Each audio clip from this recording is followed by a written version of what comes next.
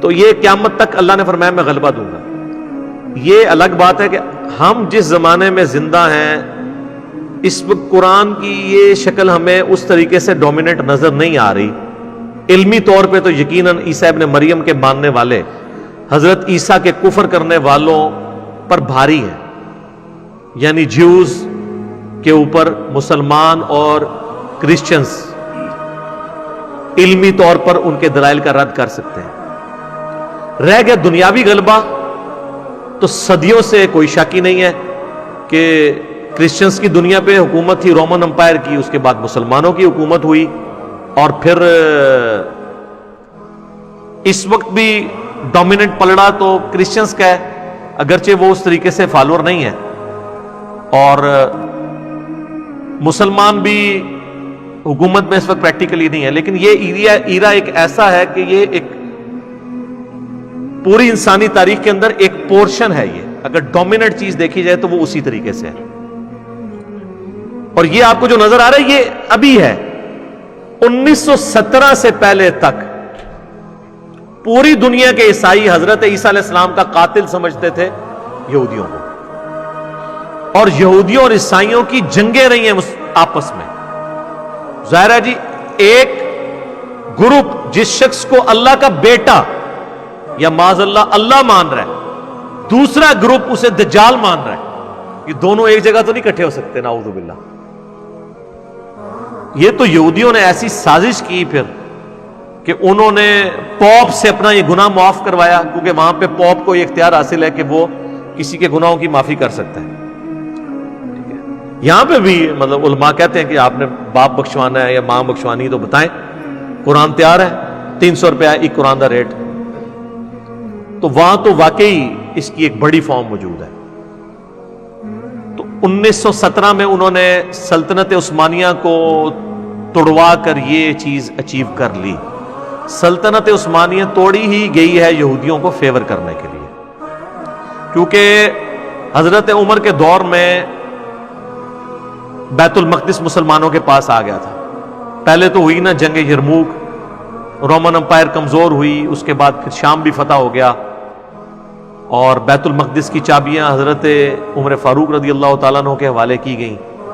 وہاں پہ جو عیسائی تھے نا، یہ شام جو فتح ہوا یہ جنگ سے فتح نہیں ہوا تھا، بلکہ کرسچنز نے مسلمانوں کے غلبے اور اخلاق کی وجہ سے مسلمانوں کی فتح کو تسلیم کرتے ہوئے خود سے ایک پیس ٹریٹی کر کے نا یہ شہر حوالے کر دیا تھا سیدنا عمر کے.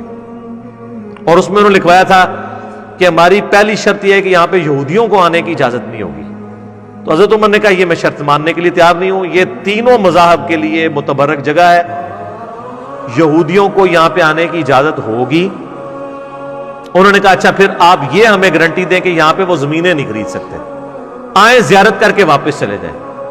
حضرت عمر نے کہا ٹھیک ہے، یہ مجھے قبول ہے کہ یہ مسلمان یہودی عیسائی سب کے لیے اوپن سٹی ہوگا زیارت گاہ کے طور پر، یہودیوں کو ہم یہاں نہیں رہنے دیں گے. سیدنا عمر کا قیامت تک احسان ہے یہودیوں کے اوپر، وہ یہودی جو 600 سال سے بیت المقدس کے قریب پھٹک بھی نہیں سکتے تھے، کیونکہ بیت المقدس تو ان سے نبی علیہ السلام کی بعثت سے 500 سال پہلے چھن چکا تھا. 70 عیسوی کے اندر حضرت عیسیٰ علیہ السلام کے اٹھائے جانے کے آلموسٹ 40 سال کے بعد ٹائٹس نے، رومن امپائر نے حملہ کر کے تباہ و برباد کر دیا تھا بیت المقدس کو. اینٹ سے اینٹ بجا دی تھی اس کی، اور کتنے یہودیوں کو ایک دن میں قتل کر کے بعض کو قیدی بنا کے لے گیا تھا. ایک دیوار باقی تھی ہیکل سلمانی کی، ویلنگ وال جسے کہتے ہیں، وہ جس کے سامنے یوں یوں کر کے وہ پڑھ رہے ہوتے ہیں، آپ دیکھتے ہیں نا، دیواریں گریا اسے اردو میں ہم کہتے ہیں، وہ رو رہے ہوتے ہیں اور اسی کو دوبارہ تعمیر کرنے کے لیے وہ پر تولتے رہتے ہیں. تو 600 سال ہو چکے تھے، دیواریں گریے، صرف باقی تھی ہیکل سلمانی گر چکا تھا نبی علیہ السلام کی بعثت کے وقت. پھر اللہ تعالیٰ نے مسلمانوں کو غلبہ دیا، سیدنا عمر کے دور کے اندر یہ فتوحات ہوئیں. وہ اس ٹریٹی میں لکھا گیا کہ یہ اوپن سٹی ہوگا اور یہاں پر وہ وزٹ تو کر سکتے ہیں، زمینیں نہیں خرید سکتے. پھر سلطنت اس بیچ میں آپ کو پتا ہے کچھ عرصہ کے لیے عیسائیوں کے قبضے میں چلا گیا. پھر صلاح الدین ایوبی نے دوبارہ سے حاصل کیا. اس کے بعد ارتکل ڈرامہ آ گیا, تو پھر سلطنت عثمانیہ قائم ہوئی اور آلموسٹ 500-600 سال تک وہ رہی. ان کو بھی پوری دنیا میں بڑی بڑی لالچیں دی گئیں کہ آپ یہودیوں کو یہاں پہ زمینیں لینے کی اجازت دیں. دنیا دار بادشاہ ہونے کے باوجود وہ حضرت عمر کے اس معاہدے پر قائم رہے جو عیسائیوں کے ساتھ کیا گیا تھا کہ ہم یہودیوں کو یہاں آباد نہیں ہونے دیں گے. پھر آخر میں سلطنت عثمانیہ کی اپنی غلط حرکتوں کی وجہ سے اور کچھ مخالفین کی سازشوں کی وجہ سے وہ تباہ و برباد ہو گئے دنیاوی طور پر. تو 1917 میں 1917 میں پہلی جنگ عظیم کے بعد بالفورڈ نام کا ایک شخص تھا, اس کے نام کے اوپر وہ ڈکلریشن ہوئی جس میں ان کا گناہ بھی معاف ہوا اور ان کو پہلی دفعہ وہاں پر آنے کی اجازت ملی کہ ہاں جی آپ یہاں پہ اپنی آبادی کر سکتے ہیں.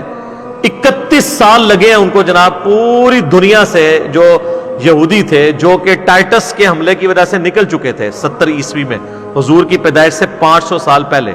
اسی میں سے کچھ قبائل آ کے مدینے میں بھی آباد ہوئے ہوئے تھے اور خیبر میں, وہ نکلے وہاں سے ہوئے تھے. پھر جناب آپ دیکھ لیں کہ آلموسٹ 1300 سال کے بعد پوری دنیا سے دوبارہ وہ ڈائسپورا ان کا غریب الوطنی ختم ہوئی اور واپس آنا شروع ہوئے. 31 سال تک زمینیں خریدتے رہے اور مسلمان بھی ان کو زمینیں بیچتے رہے. اب بیٹھ کے روتے ہیں کہ جی وہ جب یہودیوں نے قبضہ کر لیا, بھائی آپ نے خود بیچی ہوئی ہیں, اپنے آپ رو, انہوں نے کیوں روندے ہو؟ انہوں نے جو کچھ کیا وہ تو انہوں نے کرنا تھا. بہرحال 31 سال لگے ان کو, 1917 سے لے کے 1948 تک. 48 کے اندر انہوں نے اسرائیل کی ریاست قائم کر لی. 67 میں پوری عرب دنیا کو شکست دے کے ریاست اور بڑی ہو گئی, اور آج آپ دیکھ لیں اتنی بڑی ہو چکی ہے کہ امریکہ سے بڑی ہو گئی ہے طاقت میں. اس وقت پریکٹیکلی یہودی جو ہیں وہ چھائے ہوئے ہیں عیسائیوں کے اوپر, لیکن اوورال عیسائیوں کی سپورٹ سے وہ چل رہے ہیں. دونوں کے مفادات ایک دوسرے کے ساتھ وابستہ ہیں. خالی یہودی ابھی بھی کمزور ہیں. آج امریکہ پشت پناہی چھوڑ دے تو اسرائیل سٹرونگ نہیں ہے, ابھی بھی عیسائی سپورٹ ہے اس کو. لہذا قرآن کی آیت ابھی بھی ویلڈ ہے.